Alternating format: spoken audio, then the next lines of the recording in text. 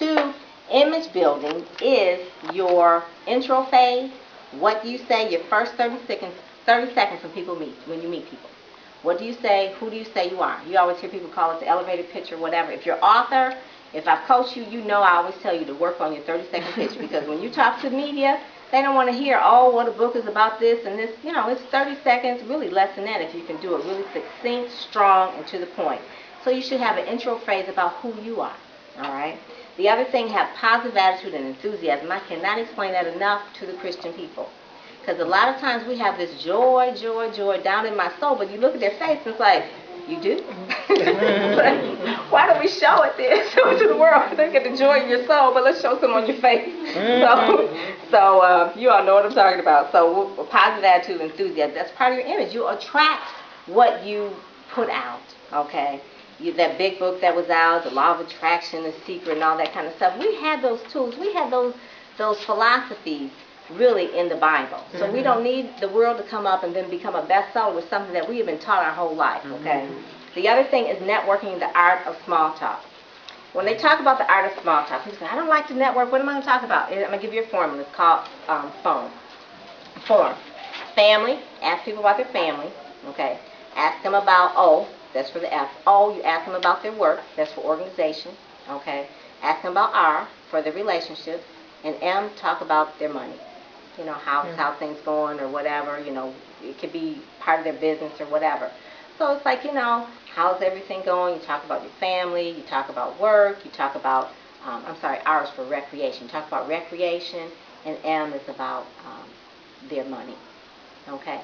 And so you kind of go through those little things. So when you first meet people, you don't jump them and start telling them about your book. You know, you just say, how's the family? And even if you don't know the family, how's work going? And, you know, those kind of things. You know, what have you been on vacation lately? You know, just use that little formula. And that's the art of small talk. People are going to talk about that. That's what, everybody has a family. Everybody has something that they're doing. Okay, so the art, and if you don't know how to really do the art of small talk, here's a couple of books. Like I said, George Fraser's book is really good. This one here, Success Runs in Your Race, or the other book, Click, which is here. This one really talks about the art of how to network, because everything that you do in life is based on relationships. We are just 1 or 2 people away from your destiny. You really are. But it's up to you to really just open your mouth, because there's so many times that there's some things that I need video editing. You know, I had a lady email me today, and she says, I just want to plant a seed into your ministry. I see you're doing video. You need some editing. Like, yes, I do. I'll give you this one tonight. No. But, you know, you just have to really just be open to network with people. Another one that's really good is Jeffrey Gitomore's book, The Little Book of Black Connections. I don't know if you've ever heard of him, but he has, like, Anthony, you could really read some of these pages here. They are really cool. I mean, some of them are really small, but it's a really good book on networking. And I would suggest getting this and at least go to his website. So you can come up here and see this in the back. But part of building a brand has to deal with trust. And so if you have trust that is part of your brand, people will respect you. People will be attracted to you. You will have integrity. So any part of networking, you need to build a trust. That's why social networking is so important, because it's not that you're going to jump on Facebook or MySpace and start getting clients, but you're building trust. You're building a virtual imprint with people so they understand who you are, so they get you. If they get you and don't like you, that's fine. They shouldn't be taking up your space anyway. But at least they know who you are. Do they get you? Do they want to connect with you? The other thing, the reasons for marketing yourself, we call it marketing yourself, branding yourself. Dr. Stacia Pierce, which is my pastor here, she markets herself, or she brands herself. Really, one of the reasons why is that she draws people into her ministry, and then she's the life coach, and so she gets clients and things like that. But one of the things, you do it for career goals. You know, you always have to brand yourself for career goals.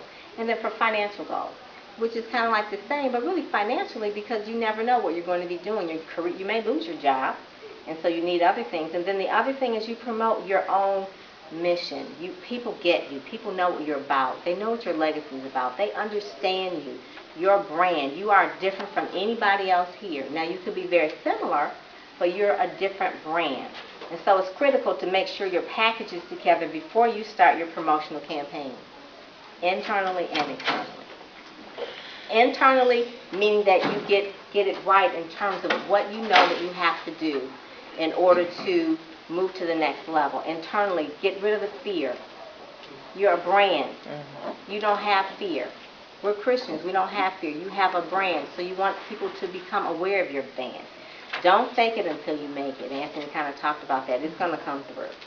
It's going to come through. So be authentic. You hear Oprah talk about be authentic. Be authentic. That is really, really key. And then you only have one chance to make a first impression. Remember, Mama always told us that? So you only have one chance. So never run out the house in your house slippers with your hair and your rollers.